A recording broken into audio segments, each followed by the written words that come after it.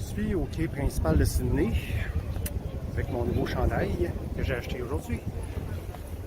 Et le samedi, il y a des marchés. Marché un petit peu. Marché. Je suis à l'Opéra de Sydney. Tout le monde le prend en photo puis tout le temps. Mais moi, ce que je vais faire aujourd'hui, qu'est-ce que je ne pouvais pas faire encore la dernière fois parce que c'était fermé, tout était fermé, mais là, je m'en vais voir un spectacle en dedans. Fait que hier, quand j'ai parlé à Lynn et Robin, ils disaient que ça vaut vraiment la peine d'aller voir un spectacle en dedans. Fait que j'ai booké un spectacle à la dernière minute, genre.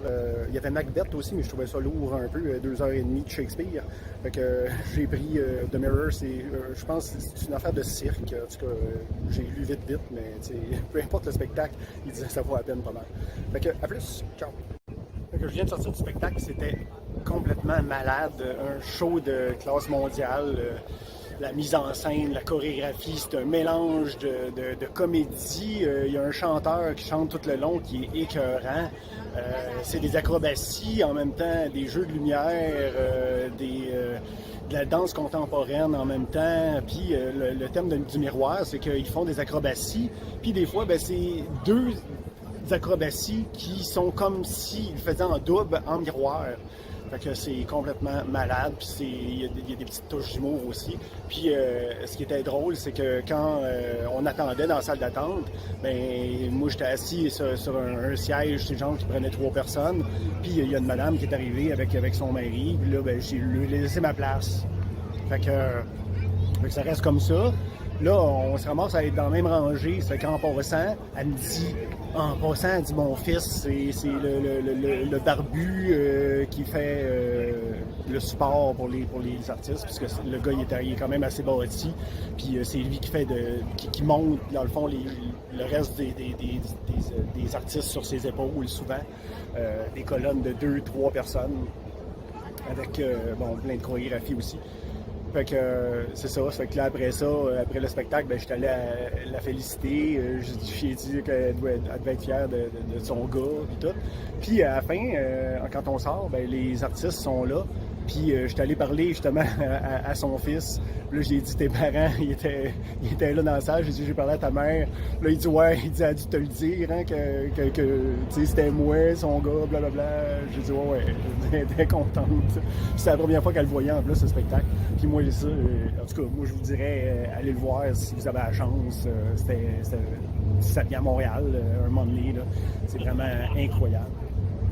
En direct de Blue Mountains, à 100 km environ de Sydney. Vous voyez les 3 sœurs ici, là. Hier, c'était une journée un petit peu de boisson.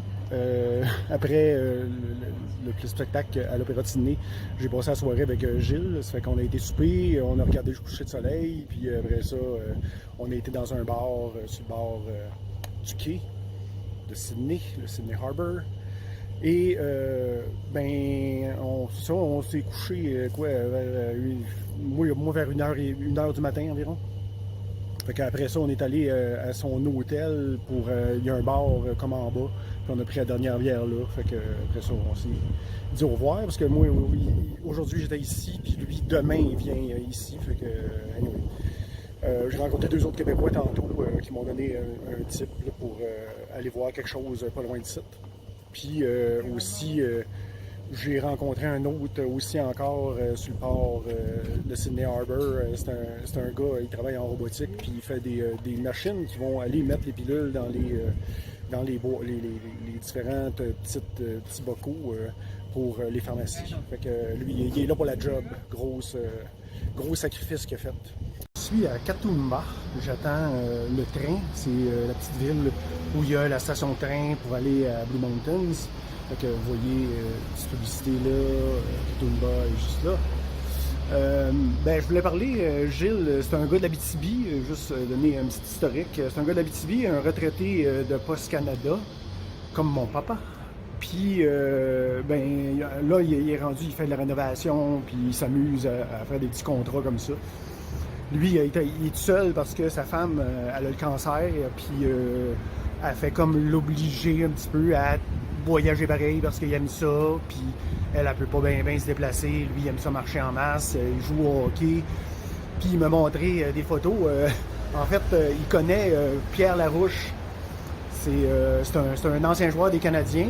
Puis lui, il a joué avec quand il était jeune. Ça fait que je savais pas que Pierre Larouche venait d'Abitibi. En tout cas, j'imagine. Puis Pierre Larouche, il connaît Mario Lemieux. Fait que lui, des fois, il va faire des tours chez Mario Lemieux. Il m'a montré une photo que Mario Lemieux, il a donné des bagues de la Coupe Stanley, puis il les a mis dans ses mains, puis il a pris une photo. Ça fait que tu le vois avec les bagues de la Coupe Stanley de Mario Lemieux. C'était comique à voir. Puis il disait que il montrait une photo du cellier qu'il y a chez eux. Ça a l'air que son cellier, tout ce qu'il y a en dedans, c'est au-dessus de 5 millions. En tout cas, je sais pas. Ça me surprendrait pas, mais bon. Puis hier, en revenant, de la dernière bière, c'était drôle parce qu'il y avait une Coréenne qui était assez chaude. Puis à un moment donné, elle a failli se faire frapper. Je l'ai comme empêché de s'avancer dans la rue parce qu'elle pensait que les piétons, ils pouvaient avancer d'un côté de la rue, mais c'était de l'autre côté. Ça fait comme un son quand tu peux traverser. Puis finalement, elle a commencé à traverser. Là, je l'ai arrêté. Les chars passaient. Fait que là, elle m'a dit merci. Puis là, elle m'a dit d'où tu viens. Fait que là, j'ai dit, je viens du Canada. Puis là, elle a dit, moi, je suis sud-coréenne. Fait que j'ai shooté une petite coupe de mots, mes seuls mots que je connais en coréen. Puis bon, elle trouvait ça bien drôle, puis elle trouvait ça cool. Puis c'est ça, on s'est laissé parce que elle est d'un côté, moi j'allais de l'autre. Fait que c'est juste drôle d'anecdote. Je suis à Spitbridge. Aujourd'hui, il va faire 38 degrés. Fait que ça va être une journée juste marche, relaxation et plage. Fait que tout le long, là, Spitbridge, c'est parce que je m'en vais encore à Malney Beach, mais je prends un petit sentier de randonnée qui va prendre, je pense qu'il prend 2h30, mais je devrais le finir en 1h30, c'est à peu près ça tout le temps, là, c'est leur temps estimé. Puis hier, c'est ça, les Québécois que j'avais rencontrés, ils m'avaient dit va à Wentworth Falls, mais bon, il était tard pas mal, puis j'ai vu que à partir du train pour aller au début des trails, c'était 30 minutes à pied, fait que ça me donnait 1 heure, en tout cas j'aurais arrivé quasiment au coucher du soleil là, fait que finalement j'ai annulé ça, mais ça a l'air que c'est vraiment beau, mais il faut garder du temps un peu puis des choses à faire pour revenir éventuellement. Donc c'est ça qu'aujourd'hui, puis je m'en vais aussi, je vais aller faire un tour à Bondi Beach aussi, par un petit sentier aussi encore. Ciao! Finalement arrivé à Manly Beach. Ça fait du bien de se saucer un petit peu, mais je sais pas si vous voyez la pancarte. Une pancarte là, courant dangereux, fait qu'on peut pas aller bien loin, là, tu peux même pas quasiment te saucer et te baigner un petit peu, là, nager un petit peu, ça fait que c'est bien plate. Mais c'est ça, je vais geler ces plages dans le fond, l'autre bord, proche du quai, là, sont plus tranquilles que celle-là. Ça fait que... Puis c'est ça, finalement, il restait 4 km, fait que c'était un peu plus long que prévu. Ça fait que ça a pris à peu près 3 heures, tout le trajet au complet. Ciao! Probablement la dernière vidéo d'Australie. Bondi Beach, la marche, c'est vraiment écœurant. Je recommanderais à tout le monde. Je l'avais déjà faite dans le temps de la pandémie. La plage était fermée, mais les sentiers étaient ouverts. C'est vraiment super beau. J'ai fait une petite saucette là-bas. Après ça, je suis venu ici pour voir le coucher de soleil. Ça fait que j'ai enregistré il appelle ça le hyperlapse mode de la caméra. Puis ça fait, dans le fond, je suis resté 1 heure ici. Puis c'est environ 4 minutes à regarder. C'est le coucher de soleil. C'était pas écœurant. J'aurais aimé ça faire ça au coucher de soleil à Adélaïde. Là, ça aurait été écœurant. Parce que le coucher de soleil à Adélaïde, c'était comme irréel. Mais c'est ça. Fait que en arrêtant à l'autobus, il y avait un liquor store. Fait que je t'ai arrêté. Parce que si vous avez regardé les photos de Scenic World, j'ai pris une bière là-bas, la microbrasserie qui s'appelle Mountain Cultures.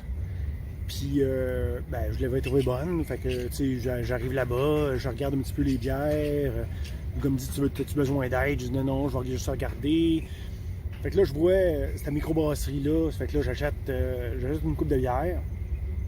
Je me suis dit, en regardant le coucher de soleil et tout ça, ça va faire passer le temps un petit peu. Puis là, lui, j'arrive au comptoir, puis là, il me dit, oh, il dit, good choice. Un bon choix. Fait que là, je dis, OK. Ah, ouais, OK. Là, il dit, reviens, puis il dit, tu me diras qu'est-ce que t'en penses des bières. Ben, j'ai dit, je pense que je vais revenir dans 4-5 ans.